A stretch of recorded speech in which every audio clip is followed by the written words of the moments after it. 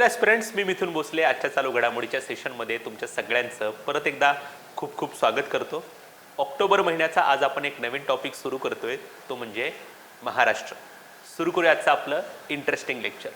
पहिली न्यूज अतिशय महत्त्वाची आहे. शिवाजी महाराजांचा इतिहास सगळ्यांनी वाचलेला असेल आणि या इतिहासामध्ये एक महत्त्वाचं प्रकरण देखील तुम्हाला वाचण्यात ऐकण्यात आले असेल, ते म्हणजे छत्रपती शिवाजी महाराजांनी वाघनखांच्या माध्यमातून अफजल खानाचा कोथळा त्या ठिकाणी बाहेर पडला होता.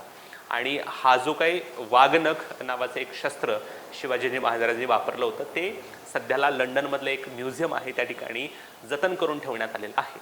महाराष्ट्र सरकारनं या लंडनमधील म्युझियमसोबत एक करार केलेला आहे आणि पुढच्या 3 वर्षासाठी ही छत्रपती शिवाजी महाराजांची वाघनखं जी आहे ते आपल्या महाराष्ट्रात आणली जाणार आहेत, ज्याचं दर्शन आपण सगळेजण त्या ठिकाणी भविष्यात घेऊ शकतो. सो आपला जो काही वारसा आहे जो दुसऱ्या देशामध्ये होता, तो आपण करार करून किमान 3 वर्षासाठी आपण आपल्या भारतामध्ये घेऊन येणार आहोत. परमनंटली नाही, फक्त 3 वर्षासाठी त्यांना काही रक्कम देऊन आपण आपल्या भारतामध्ये घेऊन येणार आहोत. ओके, सो छत्रपती शिवाजी महाराजांच्या वाघनख्यांसाठी करार करण्यात आलेला आहे. हा करार कुणामध्ये झालेला आहे तर आपल्या महाराष्ट्र शासन आणि व्हिक्टोरिया अँड अल्बर्ट संग्रहालय. लक्षात ठेवा, आयोग प्रश्न विचारू शकतं. छत्रपती शिवाजी महाराजांची वाघनखं भारतामध्ये आणण्यासाठी महाराष्ट्र शासनानं कोणासोबत करार केलेला आहे? सो लंडन इथं व्हिक्टोरिया अँड अल्बर्ट नावाचं संग्रहालय आहे, त्याच्यासोबत हा करार केलेला आहे. हा जो काही करार झाला त्या करारावर स्वाक्षरी कोणी केली तर राज्याचे सांस्कृतिक कार्यमंत्री सुधीर मुनगंटीवार यांनी महाराष्ट्र शासनाच्या वतीनं आणि संग्रहालयाच्या वतीनं ट्रायस्ट्रॉम हंट नावाची व्यक्ती आहे जी संग्रहालयाचे संचालक आहेत, त्यांनी याच्यावर सही केली होती. सो महाराष्ट्र राज्याचे प्रतिनिधी म्हणून सुधीर मुनगंटीवार आणि संग्रहालयाचे प्रतिनिधी म्हणून ट्रायस्ट्रॉम हंट यांनी करारावर स्वाक्षरी त्या ठिकाणी केलेली आहे. इथे काही फोटोग्राफ्स पण त्या ठिकाणी टाकलेले आहेत बघा, वाघनखे असतील किंवा करारावर स्वाक्षरी करताना. ओके, राज्याचे उद्योगमंत्री उदय सामंत देखील त्या वेळेला उपस्थित होते. ओके, चलो, कालावधी 3 वर्ष. 3 वर्षासाठी ही वाघनखं भारतामध्ये महाराष्ट्र राज्यामध्ये आणणार आहेत. नोव्हेंबर 2023 ते नोव्हेंबर 2026 असा या कराराचा कालखंड त्या ठिकाणी आहे. ईस्ट इंडिया कंपनीचा तत्कालीन अधिकारी जेम्स ग्रँड डफ जेव्हा सातारा प्रांताचा पॉलिटिकल मेडिएटर म्हणून काम करत होता, राजकीय मध्यस्थ म्हणून काम करत होता, तेव्हा त्याच्या ताब्यामध्ये 1818 मध्ये त्या ठिकाणी ही वाघनखं आलेली होती. आणि सगळ्यांना माहिती आहे मराठी साम्राज्य जे आहे ते 1818 मध्ये त्या ठिकाणी नाहीसं झालेलं होतं.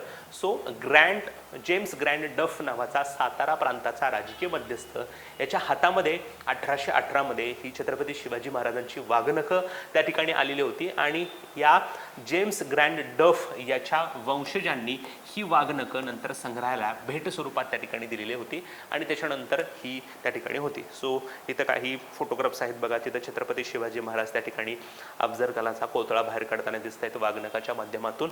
आणि इथं हे वाघनख कशा प्रकारे हातात ठेवलं जातं ते देखील त्या ठिकाणी दाखवण्यात आलेलं आहे. ओके, सो ही वाघनखं महाराष्ट्रामध्ये त्या ठिकाणी आणली जाणार आहे. ओके, नंतर राज्यातील सेक्स रेशो जो आहे तो वाढावा, मुलींच्या जन्माबद्दल लोकांबद्दल अवेअरनेस व्हावा, मुलगी शिकली पाहिजे म्हणून त्या ठिकाणी महाराष्ट्र राज्यानं एका योजनेची घोषणा केलेली आहे, त्याचं नाव आहे लेक लाडकी योजना. सो आयोग प्रश्न विचारू शकतं की खालीलपैकी कोणत्या राज्यानं लेक लाडकी नावाची योजना सुरू केलेली आहे? तर ती आहे महाराष्ट्र राज्य. उपमुख्यमंत्री देवेंद्र फडणवीस यांनी 2023-24चा जो काही अर्थसंकल्प सादर केला त्या अर्थसंकल्पामध्ये या योजनेबद्दल घोषणा त्या ठिकाणी होती. ही योजना 1 एप्रिल 2023 पासून पूर्वलक्षी प्रभावानं लागू होईल. ॲक्च्युली घोषणा झाली फेब्रुवारीमध्ये जेव्हा हा अर्थसंकल्प सादर झाला आणि आत्ता ऑक्टोबर महिन्यामध्ये न्यूज आली की आता आम्ही हा शासन निर्णय काढलेला आहे. तर शासन निर्णयाची प्रत पण आहे बघा. मंत्रिमंडळानं निर्णय घेतला की ही जी काही लेक लाडकी योजना आहे ती आता आपण अंमलबजावणी करायला सुरू करू. जरी मंत्रिमंडळानं ऑक्टोबरमध्ये निर्णय घेतला असला तरी ही योजना जी आहे ती एप्रिल 2023 पासून लागू होईल. म्हणजे 1 एप्रिल 2023 आणि त्यानंतर जन्मलेल्या ज्या काही मुली असतील त्या योजनेच्या लाभार्थी त्या ठिकाणी असेल. याच्या अगोदर अशाच प्रकारे मुलींसाठी माझी कन्या भाग्यश्री नावाची एक योजना सुरू करण्यात आली होती. ती आता या योजनेमध्ये मर्ज केली जाईल म्हणजे अधिक्रमित केली जाणार आहे. याचा उद्देश काय आहे? वार्षिक 1 लाख रुपयांपेक्षा कमी उत्पन्न असलेले जी काही गरीब कुटुंब आहेत त्यांच्या मुलींना सर्वांगीण सक्षमीकरण करणं, त्या मुलींचं सर्वांगीण सक्षमीकरण करणं. कारण मुली अलीकडं मुली ही पहिल्यापासून जड म्हणून त्या ठिकाणी बघितली जाते, की भार म्हणून बघितली जाते. तिला शिकवण्याचा प्रयत्न बऱ्याच कुटुंबाकडून केला जात नाही. सो मुलगी जन्माला आल्यानंतर तिच्या नावानं काही रक्कम दिली जाईल, ती काही इयत्तेत गेल्यानंतर तिच्या नावावर काही रक्कम दिली जाईल आणि शेवटी 18 वर्ष पूर्ण झाल्यानंतर तिला काही रक्कम त्या ठिकाणी मिळणार आहे. सो मुलींचं सक्षमीकरण किंवा महिलांचं एम्पॉवरमेंट व्हावं म्हणून दरवर्षी 1 लाख रुपयापेक्षा कमी उत्पन्न असलेल्या गरीब कुटुंबातील मुलींना हा लाभ त्या ठिकाणी असेल. कोण कोण लाभार्थी असतील तर ही डेट तुम्हाला माहीत पाहिजे. 1 एप्रिल 2023 नंतर ज्या कुटुंबांकडं पिवळं आणि केशरी रेशन कार्ड आहे त्या कुटुंबात जन्मलेल्या 1 अथवा 2 मुली, लक्षात ठेवा, 1 एप्रिल 2023 नंतर पिवळं किंवा केशरी रेशन कार्ड असलेल्या कुटुंबात जन्मलेल्या 1 अथवा 2 मुलींना हा लाभ त्या ठिकाणी मिळणार आहे. 1 मुलगी आणि 1 मुलगा असणाऱ्या कुटुंबातील मुलीला योजनेचा लाभ होईल. परंतु समजा 1 मुलगा आहे आणि त्याच्यानंतर दुसरी प्रसूती झाली आणि दुसरी प्रसूतीच्या वेळी जुळी मुलं जर जन्माला आले असतील, 1 मुलगा आणि 1 मुलगी, तर जन्माला आलेल्या मुलीला योजना त्या ठिकाणी लागू होईल. फॉर एक्झाम्पल मी तुम्हाला सांगतो, एखादं दाम्पत्य आहे, त्याला ऑलरेडी 1 गर्ल आहे, 1 मुलगी त्या ठिकाणी आहे, परंतु नंतर जुळी जन्माला आली आणि जुळ्यांमध्ये त्या ठिकाणी 1 बॉय असेल आणि 1 गर्ल असेल, तर ह्या दोन्ही मुलींना लाभ त्या ठिकाणी मिळेल. म्हणून आपण काय लिहिलंय, 1 अथवा 2 मुली. जर 1 मुलगा आणि 1 मुलगी असेल तर मुलीला लाभ मिळेल. ऑलरेडी 1 मुलगी आहे, नंतर जुळी मुलं जन्माला आली आणि ह्या जुळ्या मुलांमध्ये 1 मुलगी जर असेल तर दोन्ही मुलींना त्या ठिकाणी लाभ मिळेल. म्हणून दिले 1 अथवा 2 मुली. फक्त एका मुलीला लाभ मिळणार आहे का? नाही. त्याच्यामुळे हा शब्द महत्वाचा आहे, लक्षात ठेवा. 1 अथवा 2 मुली का? ओके. दुसऱ्या प्रसूतीच्या वेळी जुळी 1 मुलगा आणि 1 मुलगी अपत्य जन्माला आल्यास त्यातील मुलीला या योजनेचा लाभ त्या ठिकाणी होईल, असं देखील त्या ठिकाणी झालेलं असते. दुसरी महत्वाची गोष्ट, जुळ्या अपत्यांपैकी दोन्ही मुली असल्यास दोन्ही मुलींना त्या ठिकाणी योजनेचा लाभ त्या ठिकाणी होणार आहे. जुळ्या मुलांच्या जन्मानंतर पालकांपैकी एकाने कुटुंब नियोजनाची शस्त्रक्रिया करणं बंधनकारक त्या ठिकाणी आहे. मुलगी 18 वर्षाची होईपर्यंत तिला टप्प्याटप्प्यानं 1,01,000 रुपये इतकी रक्कम मिळणार आहे. ही एक्झॅक्टली लक्षात ठेवा, कारण आयोग तुम्हाला कन्फ्यूज करण्यासाठी म्हणेल की लेक लाडकी योजनेअंतर्गत 18 वर्ष होईपर्यंत मुलीला टप्प्याटप्प्याने किती लाख रुपये मिळणार आहे किंवा किती रक्कम मिळणार आहे. पहिलाच ऑप्शन असेल 1 लाख, तर लक्षात ठेवा 1 लाख नाही तर 1,01,000 रुपये इतकी रक्कम खात्यामध्ये जमा केली जाणार आहे. आता आपण काय लिहिलंय, टप्प्याटप्प्याने ही रक्कम मिळणार आहे. मग टप्पे कसे असतील बघा. जेव्हा एखाद्या कुटुंबामध्ये मुलीचा जन्म होईल तेव्हा जन्म झाल्या लगेच तिला 5,000 रुपये दिले जातील. ती मुलगी इयत्ता 1लीत गेल्यानंतर तिला 6,000 रुपये दिले जातील. 6वीत मध्ये गेल्यानंतर तिला 7,000 रुपये दिले जातील. 11वी मध्ये गेल्यानंतर 8,000 रुपये दिले जातील आणि 18 वर्ष पूर्ण झाल्यानंतर तिला 75,000 रुपये त्या ठिकाणी दिले जाणार आहे. सो अशा टप्प्याटप्प्यानं जी काही रक्कम मिळणार आहे त्याची एकूण रक्कम किती आहे, 1 लाख त्या ठिकाणी 1,000 रुपये. सो टप्पे, जन्मावेळेला 5,000 रुपये, 1लीत गेल्यानंतर 6,000 रुपये, 6वीत गेल्यानंतर 7,000 रुपये, 11वीत गेल्यानंतर 8,000 रुपये आणि 18 वर्ष पूर्ण झाल्यानंतर 75,000 रुपये त्या ठिकाणी मिळणार आहे. सो मी तुमच्या नोट्समध्ये त्या ठिकाणी हे PPT टाकलेली आहे, ज्याच्यामध्ये हे जो काही मंत्रिमंडळ निर्णय आहे त्याच्यामध्ये हे सगळं त्या ठिकाणी दिलेलं आहे. ओके. सो इथं हे पण लिहिलेलं आहे बघा, मुलीच्या जन्माला प्रोत्साहन देऊन त्यांचा जन्मदर वाढवणं, ओके, मुलींच्या शिक्षणाला चालना देणं, मुलींचा मृत्यूदर कमी करणं, बालविवाह रोखणं, नंतर कुपोषण कमी करणं, मुलींना शिक्षणासाठी प्रोत्साहन देणं, यासाठी ही योजना राबवण्यात येणार आहे. सो आपण एकूणच असं म्हणू शकतो की महिलांचं सक्षमीकरण. जर तुम्हाला पाहिजे असेल तर तुम्ही नोट्समध्ये हे पण लिहून ठेवा की त्याचा उद्देश आणखी डिटेलमध्ये पाहिजे असेल, जन्माला प्रोत्साहन देणं किंवा जन्मदर वाढवणं हे लिहून ठेवा. नंतर शिक्षणाला चालना देणं, नंतर मृत्यूदर कमी करणं, बालविवाह रोखणं, कुपोषण कमी करणं आणि मुलींच्या शिक्षणासाठी प्रोत्साहन देणं, हे काही महत्त्वाचे उद्देश देखील त्या ठिकाणी आहेत. ओके. येस. चलो, नंतर राज्यामध्ये कौशल्य केंद्रांचं उद्घाटन करण्यात आलेलं आहे. पाठीमागच्या महिन्यामध्ये आपण PM विश्वकर्मा नावाची योजना बघितली होती बघा. ह्या PM विश्वकर्मा योजनेअंतर्गत त्या ठिकाणी सुरू करण्यात आलेलं आहे. राज्यात कौशल्य केंद्रांचं उद्घाटन आहे आणि ही जी काही कौशल्य केंद्राचं नाव आहे त्याचं नाव आहे प्रमोद महाजन ग्रामीण कौशल्य विकास केंद्र. आयोग असा प्रश्न विचारू शकता की खालीलपैकी कोणत्या राज्यांनी प्रमोद महाजन ग्रामीण कौशल्य विकास केंद्राचं उद्घाटन त्या ठिकाणी केलेलं आहे? महाराष्ट्र राज्याने केलेलं आहे. पंतप्रधान नरेंद्र मोदी यांनी ऑनलाईन पद्धतीनं अशा प्रकारे उद्घाटन केलं. 511 इतके ग्रामीण ही कौशल्य केंद्र आहेत 350 तालुक्यांमध्ये. कौशल्य, रोजगार, उद्योजकता आणि नाविन्य विभागामध्ये त्या ठिकाणी आहे. PM विश्वकर्मा योजनेसाठी आवश्यक असलेली ही रचना त्या ठिकाणी आहे. इथं थोडं स्क्रीनवर तुम्हाला दिसत नसेल. ओके. येस.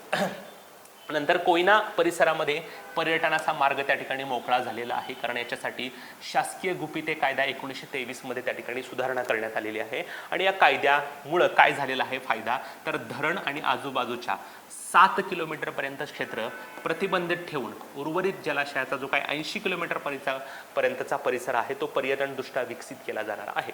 सो भविष्यामध्ये कोयना परिसरामध्ये मोठ्या प्रमाणात पर्यटनाची संधी त्या ठिकाणी आहे, कारण पूर्वी काही प्रतिबंधित क्षेत्र म्हणून त्याला मान्यता देण्यात आली होती, कारण शासकीय गुपित कायदा 1923 या कायद्यामध्ये सुधारणा करण्यात आलेली आहे. आणि त्याच्यामुळे काय झालेलं आहे, तर धरणाच्या आणि आजूबाजूचा 7 किलोमीटरचा प्रदेश फक्त प्रतिबंधित ठेवला जाईल, उर्वरित जलाशयाच्या 80 किलोमीटर परिसरापर्यंत तुम्ही पर्यटन त्या ठिकाणी करू शकता. Okay, yes. नंतर राज्याचं हरित हायड्रोजन निर्मिती धोरण त्या ठिकाणी जाहीर करण्यात आलेलं आहे ऊर्जा विभागाच्या माध्यमातून. मार्च 2030 पर्यंत 500 किलोटन हरित हायड्रोजनची निर्मिती करणं याचं उद्दिष्ट आहे. आणि पहिल्या 3 प्रकल्पांसाठी अधिक सवलती त्या ठिकाणी दिल्या जाणार आहेत. सवलती म्हणजे काय, तर जो काही भांडवली खर्च आहे त्याच्यासाठी 30% अनुदान असेल, वाहतूक खर्चाच्या पाईपलाईनसाठी 30% भांडवली अनुदान त्या ठिकाणी दिलं जाईल, वीज शुल्क 15 वर्षासाठी माफ त्या ठिकाणी असेल, पारेषण शुल्कामध्ये 50% सवलत असेल, म्हणजे ट्रान्समिशन ही तर जी काही एनर्जी तयार होते ती एनर्जी ट्रान्समिट करण्यासाठी इकडून तिकडं पाठवण्यासाठी त्याच्यामध्ये 50% सवलत त्या ठिकाणी दिली जाईल. संक्षिप्त घडामोडी बघूयात. सगळ्यांना माहिती आहे मराठवाडा विद्यापीठाचं नामकरण डॉक्टर बाबासाहेब आंबेडकर विद्यापीठ मराठवाडा विद्यापीठ करण्यात आलं होतं. त्याच्यामध्ये पण आता नाव बदलण्यात आलेलं आहे. पूर्वी नाव होतं डॉक्टर बाबासाहेब आंबेडकर मराठवाडा विद्यापीठ औरंगाबाद, परंतु आता त्याच्यामध्ये छत्रपती संभाजीनगर हा शब्द ऍड करण्यात आलेला आहे. त्याच्यामुळे नावात बदल काय झालाय, डॉक्टर बाबासाहेब आंबेडकर मराठवाडा विद्यापीठ छत्रपती संभाजीनगर. नंतर केंद्र सरकारचा जसा राष्ट्रीय अनुसूचित जमाती आयोग आहे, अगदी तशाच प्रकारे केंद्र सरकारच्या धर्तीवर महाराष्ट्र राज्यानं स्वतंत्र अनुसूचित जमाती आयोग स्थापन करण्याचा निर्णय घेतलेला आहे. सो आयोग असा पण प्रश्न विचारेल की खालीपैकी कोणत्या राज्यानं केंद्र सरकारच्या धर्तीवर स्वतंत्र अनुसूचित जमाती आयोग स्थापन करण्याचा निर्णय घेतलाय, तर तो आहे महाराष्ट्र. मुख्यमंत्र्याच्या अध्यक्षतेखाली राज्य जनजाती सल्लागार परिषदेची जी काही बैठक झाली त्याच्यामध्ये हा निर्णय घेण्यात आला. 15 ऑक्टोबर जो APJ अब्दुल कलाम यांचा जन्मदिवस असतो तो महाराष्ट्र राज्यामध्ये वाचन प्रेरणा दिवस म्हणून साजरा केला जातो.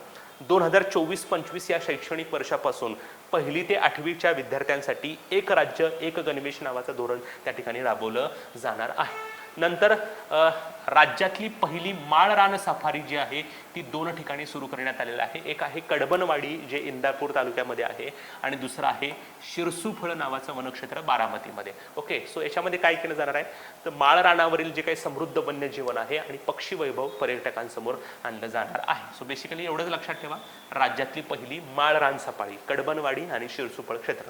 नंतर डीम्ड युनिव्हर्सिटीचा दर्जा मिळालेली राज्यातील संस्था त्याचं नाव आहे sir J school of art architecture and applied arts, मुंबईमध्ये आहे. 1878 मध्ये त्याची स्थापना करण्यात आलेली होती. ओके, चलो नेहमीप्रमाणे आपण क्विक रिव्हिजन करूयात.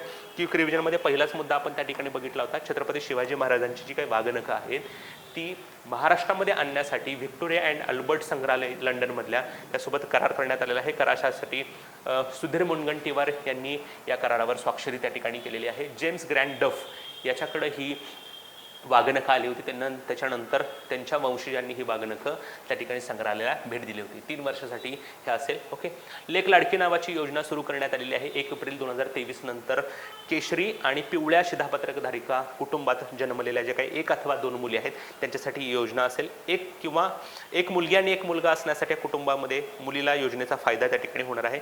दुसऱ्या प्रसूतीच्या वेळी जर 1 मुलगा आणि 1 मुलगी अपत्य जन्माला आले तर मुलींना ही योजना त्या ठिकाणी लागू होणार आहे. दोन्ही मुली असल्या दोन्ही मुलांना त्या ठिकाणी योजनेचा लाभ त्या ठिकाणी मिळणार आहे. ओके, नंतर जर जुळी मुलं जन्माला आले असतील तर पालकांपैकी एकानं कुटुंब नियोजनाची शस्त्रक्रिया करणं बंधनकारक आहे. मुलगी 18 वर्षाची होईपर्यंत त्याला टप्प्याटप्प्याने 1,01,000 रुपये जमा केले जाणार आहेत. मुलगी जन्मल्या 5,000, पहिलीत गेल्यानंतर 6,000, 6वीत 7,000, 11वीत 8,000 आणि 18 वर्ष पूर्ण झाल्यानंतर 75,000 रुपये मिळणार आहेत.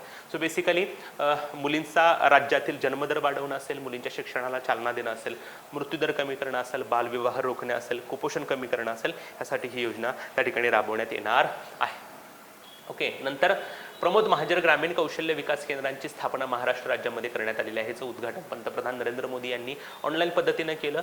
टोटल 511 अशा प्रकारची कौशल्य केंद्र आहे 350 तालुक्यांमध्ये. महाराष्ट्राच्या कौशल्य रोजगार उद्योजकता व नाविन्यता विभागाकडे जबाबदारी आहे. PM विश्वकर्मा नावाची जी काही योजना आहे त्याच्यासाठी अनुकूल असलेली अशी ही रचना त्या ठिकाणी आहे. कोयना परिसरामध्ये पर्यटनाचा मार्ग मोकळा झालेला आहे, कारण शासकीय गुपित कायदा 1923 मध्ये सुधारणा करण्यात आलेली आहे आणि या सुधारणामुळे धरण आणि आजूबाजूच्या 7 किलोमीटरपर्यंत क्षेत्र प्रतिबंधित प्रोहिबिटेड करण्यात आलेलं आहे आणि उर्वरित 80 किलोमीटरपर्यंतचा परिसर आता पर्यटनदृष्ट्या विकसित करण्यात येणार आहे. महाराष्ट्र राज्यानं हरित हायड्रोजन निर्मिती धोरण जाहीर केलेलं आहे, ज्याच्यामध्ये मार्च 2030 पर्यंत 500 किलोटन इतका हरित हायड्रोजन निर्मिती केली जाणार आहे. याच्यासाठी पहिले 3 प्रकल्प आहे त्याला अधिक सवलती आहेत. भांडवली खर्चामध्ये 30% अनुदान असेल, वाहतुकीच्या पाईपलाईनसाठी 30% भांडवली अनुदान असेल, वीज शुल्क 50 वर्षासाठी माफ त्या ठिकाणी असेल. नंतर केंद्र सरकारच्या धर्तीवर महाराष्ट्र राज्यानं स्वतंत्र अनुसूचित जमाती आयोग स्थापन करण्याचा निर्णय त्या ठिकाणी घेतलेला आहे. 15 ऑक्टोबर अब्दुल कलाम यांचा जन्मदिवस महाराष्ट्र राज्यामध्ये वाचन प्रेरणा दिवस म्हणून साजरा केला जातो. 1ली ते 8वीच्या विद्यार्थ्यांसाठी 2024-25 या शैक्षणिक वर्षापासून एक राज्य एक गणवेश धोरण राबवलं जाणार आहे. राज्यातली पहिली माळरान सफारी कडबनवाडी आणि शिरसुफळ वनक्षेत्रामध्ये असणार आहे. अभिमत विद्यापीठाचा दर्जा मिळालेली संस्था आहे sir J school of arts architecture and applied science applied arts, ही मुंबईमध्ये स्थापन झालेली संस्था त्या ठिकाणी आहे. ओके, सो आजच्यासाठी आपण इथेच थांबतो मित्रांनो. परत भेटूयात नवीन चालू घडामोडी आणि नवीन संकल्पना असेल. तोपर्यंत धन्यवाद.